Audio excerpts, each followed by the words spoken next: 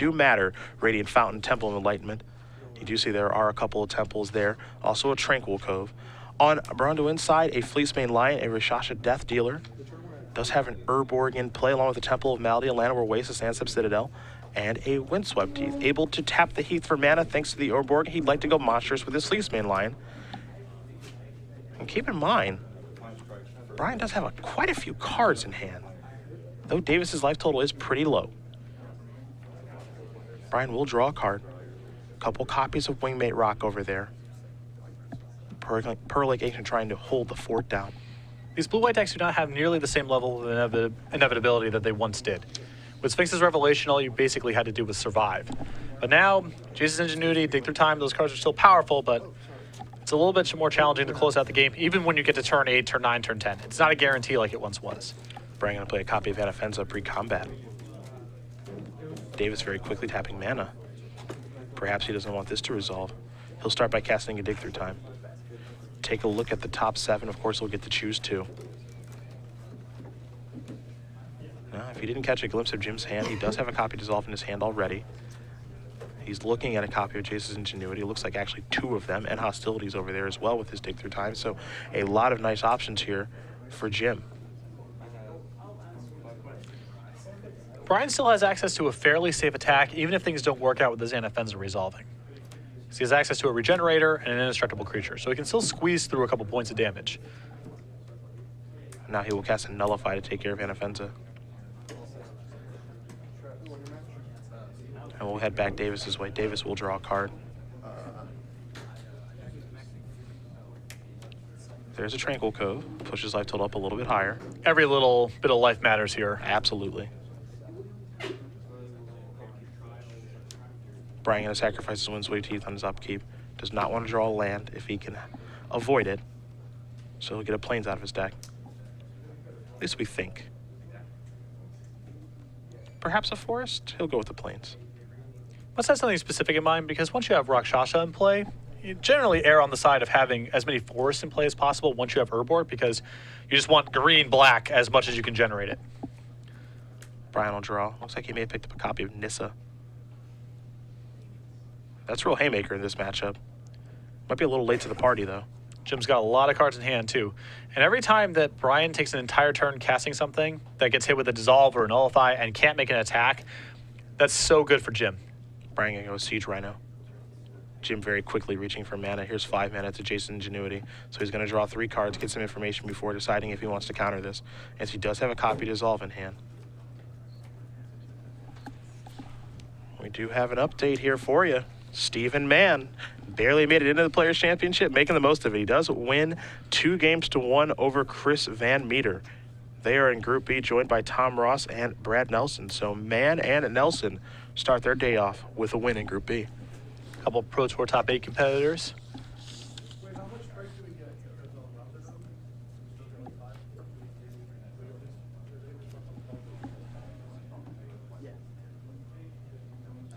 You saw Dissolve take care of the Rhino.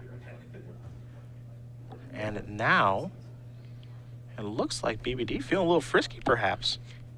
He did not make this attack last turn. I don't know if he had an instant he was in his hand. I don't know if he was worried about something like Devouring Light. But now, this is a relatively safe attack, assuming there's nothing he wants to follow up with. It's some points of damage he gets to squeeze through. There's a block. Just 2 damage is going to come across. Could have made it 4, opted not to. And a passing of the turn with 2 mana available. Davis will draw. You see him pick up a copy of Dig Through Time. Start with Jason Ingenuity. So 3 cards coming here for Jim. Nullify among them. There's also a Disdainful Stroke. His hand is getting loaded up. At this point, it's just an issue of being able to beat the board. Yeah. Radiant Fountain's going to come down. He'll gain 2 life off of that. Just a passing of the turn. Does feel as though Davis is pretty far ahead in this game. Though the board is still a bit of an issue. Well, these creatures are just annoying, right? Yeah. Pearl Link doesn't swallow him up. So Jim's hand's flush with counter spells. It's going to be hard for Brian to beat him that way, but he might be able to just do this. Yeah, these are kind of these weird freebie attacks. Yeah, and Hostilities offers no protection here as long as Brian leaves up Regeneration mana, which should be trivial. 4 damage are going to come across. Just a very weird game. I mean, Jim's looked at a million cards, but Brian, as you mentioned, his annoying creatures are, well, annoying. Yeah. There's a Windswept Teeth. It does make you wonder if Brian wants to commit anything else to the board. For example, he does have a copy of Wingmate Rock in his hand. I think that tapping out is kind of a risk here because it opens up and hostilities to matter. Yeah, and hostilities is a little bit interesting in this situation because it can take care of the Death Dealer. Of course, it won't kill the Fleece main line. That's indestructible forever. So here's a dig through time. Jim really trying to get through his deck. Triggering Prowse, of course, with the Pearl Lake Ancient. Glare of Heresy among the options. Elspeth, 2. Elspeth, pretty good. Not straight up an answer to Fleece main line, but definitely contains it. So Jim is done digging. He'll take a draw for the turn. Now he's just trying to hold on, as this deck oftentimes is trying to do. Well, he might be able to start transitioning to offense now with Pearl Lake. I mean, he's playing Elspeth, Counterspell backup. Those can be your chump blockers. Not a bad spot to get in for a lot of damage. Does not take Jim very long to transition over and kill Brian. Jim gonna play Tranquil Cove. He's up to 4. Hiya. The big Pearl Lake looks like it wants in. And here it comes. You know, part of the reason that card was made uncounterable from a development standpoint is to make it so that these decks actually had a way to win. Yeah, it's nice. I mean, we've seen some blue control matchups over the years that have gone on for an intolerable length of time. So Pearl Lake Ancient, like Aetherling, you know, having one of those in a format so these control matchups can end. Not that Brian's playing with counterspells, but his deck certainly can play a late game. This will be a Glare of Heresy. Will Jim fight over this? Looks like the answer is yes. Dissolve will take care of that. Little scry action here for Davis Evolving Wilds. That's the bottom card of his deck now.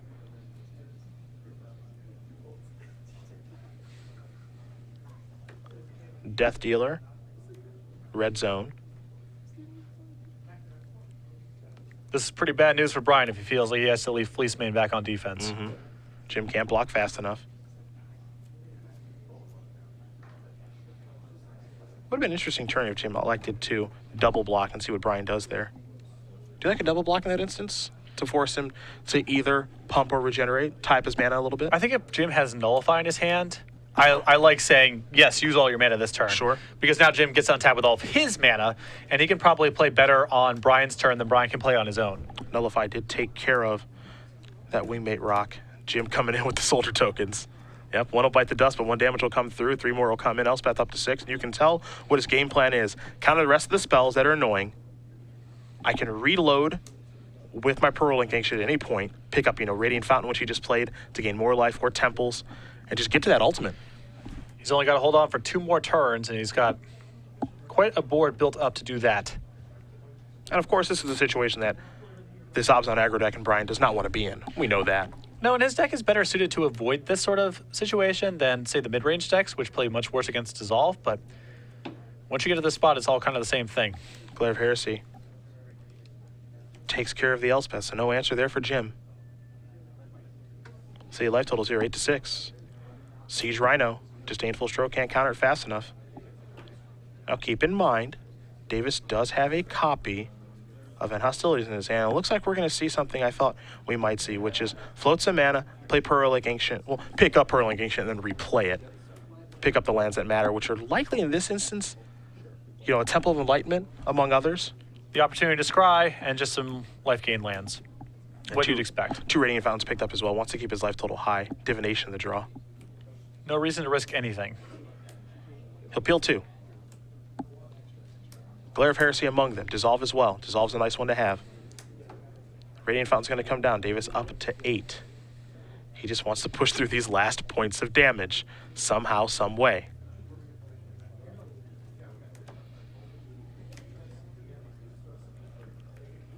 Is there a good way for him to do that is the question. I don't think there's much of a rush. I think he can still wait for a better spot. Brian going to lead off with a Thoughtseize. Davis going to cast a Dissolve. Take a look at the top. Don't have a great look, but he's going to keep it on top. Brian going to go reaching for some mana here. It's a Nissa. Interesting to see what role that card plays in this game, as it does tick up and makes the Plains into a 4/4. Passing of the turn. Davis will draw.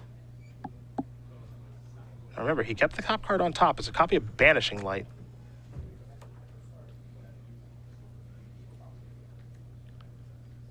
Maybe worth going after the Nissa right now if he has no other answer. I think so. I'll take care of that. He has End Hostilities in his hand, but I think that he would prefer to try to get a little bit more out of it. Because if Brian plays out the rest of his hand and Jim gets to catch it with the End Hostilities, then that's going to be everything. But right now, with the Fleece Main line in play, and if the Nissa was left over, End Hostilities wouldn't really amount to all that much. So Brian's follow-up's going to be here. Looks like he does have a copy of Glare of Heresy that he wants to cast.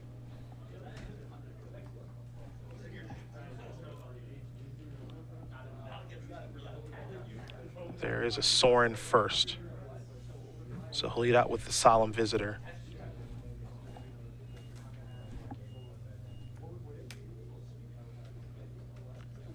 And currently, looks like it's going to resolve. Jim does not have an answer to a flyer currently.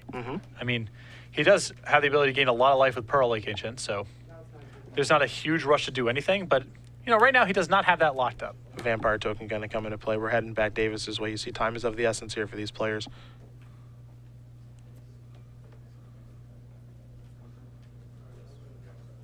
Jim may be considering attacking now. He'll play Radiant Fountain first.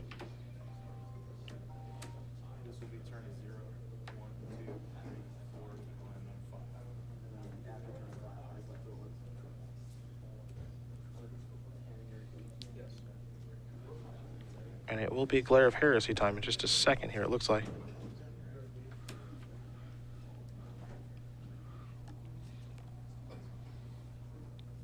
Big question is just token or Sorin. Yeah. We'll take that down with the Glare.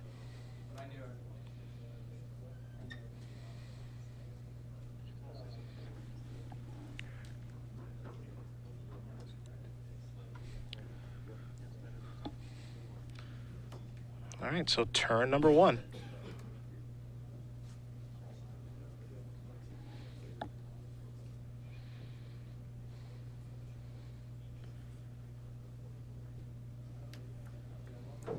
Let's see what Brian has here. Looks like another copy of Sorin.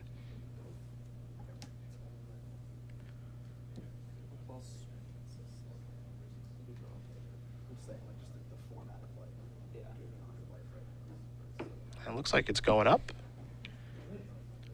Well, again, this puts Brian in a spot where he doesn't really have to care that much about End Hostilities. Yeah. He'll have a Planeswalker left over and his Fleece Main Lion. I think Jim's hand is just lands in the End Hostility. I think that's it, yeah. Pearl Lake Ancient with the ability to do some manipulation, but that's it. So for as many cards as Jim has seen and all the spells he's countered, Brian still has his head above water.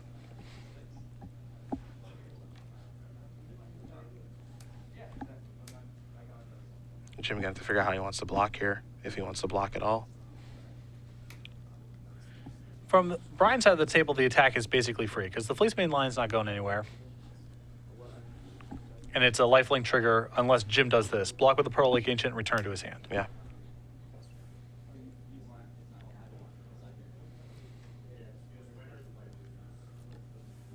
$11 to 7.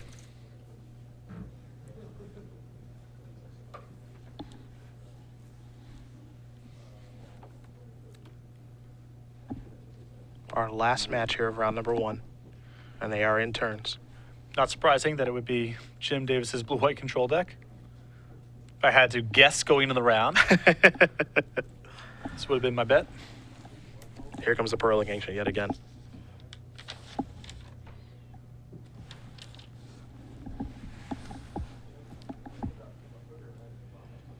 Yeah, the tough thing about this deck is just closing the game out. Yeah. He got close with Elspeth. His deck not really flush on ways to win. There's a Pearl Lake, 3 copies of Elspeth, Some Burmazes in the sideboard, which I would be surprised if they came in this matchup because Brian's like so good at killing creatures and blocking. Though Jim did board in a lot last weekend when we were in Seattle. Some spots where I think most people didn't expect him to. He was aggressive bringing in Burmaz. Yeah. But this seems like an especially poor matchup, especially if Brian has shown the glare of heresy in Game 2. Yeah, it wouldn't surprise me. Glaire's quite good in this matchup. A lot of targets. I'm dubious of Burmaz to begin with in the matchup, and then having access to glare, I think puts it over the top.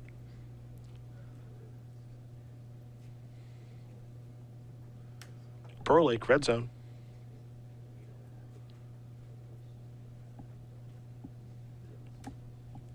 At least we think. Not a lot to be gained by attacking with the tokens because the Sorin trigger rolls over into this turn as well. Regeneration. Sure. That's tapped. Now, the upshot of this is it does allow Jim to sweep up the Death Dealer in the end hostilities if he wants to go down that road. Yep, and that's exactly it looks like the road that he's about to go down. He'll pick up Pearl Lake Ancient. Those are the 3 lands he's going to return. That's end hostilities, which means Death Dealer, the land, and the Vampire token are going to go away. As will Jim's soldiers. He's going to replay Elspeth. 3 soldiers, pass the turn.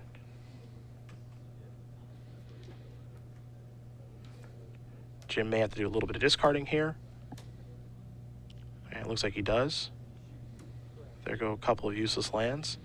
And just a passing of the turn. Turn 3 of extra turns.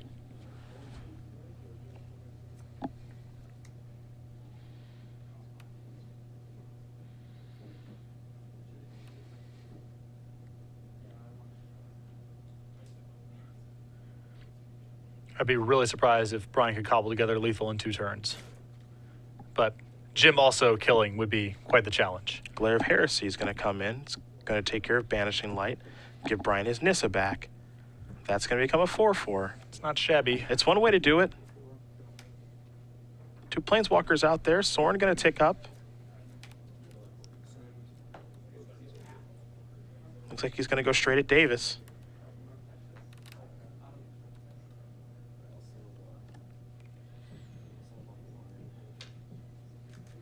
And there's an easy block. 5 damage is going to come across. Davis is going to go down to 4. Brian's also going to gain quite a bit of life here. Yeah, his life total is going to be super high. Pass the turn back. Up to turn 4. Davis will draw. Looks like it may have been a copy of Dig Through Time, and it is. Oh, the permutations. Yeah, there's a lot Jim can do this turn. So we'll start with a dig. Needs a little bit of help here because Brian can still activate the Nissa. So Jim might be in a position to have to just minus the Elspeth this turn.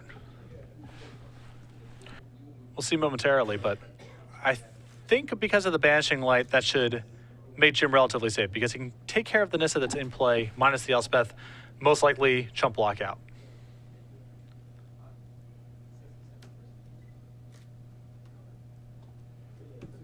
All right. There's Radiant Fountain. Dave's going to go up to 6. Now keep in mind, after turn 5, if there's not a winner of this game, we go into sudden death, which means the first life change that does happen results in a winner. Players knew about that coming into the tournament, and actually some players it actually affected their deck selection as well. So, well, Jim having access to Pearl Lake plus a land is not bad to have in that kind of scenario. Now for Jim, he needs to make sure he doesn't die right now so Yes. he can work his way into that situation. But I know talking with some players leading into the tournament, they said that's part of my decision making coming into this.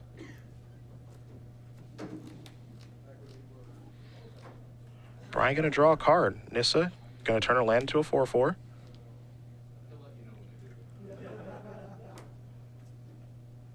Let's see what this is.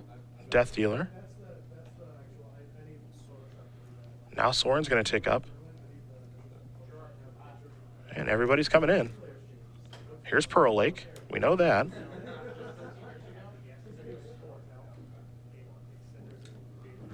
Block one there, there. This is a pretty straightforward block. This is what Jim can do. But whatever tokens he has left over on one of the tramplers. And here's a Devouring Light to take care of that, so. Yep. Jimmy able to clean up this board really, really well.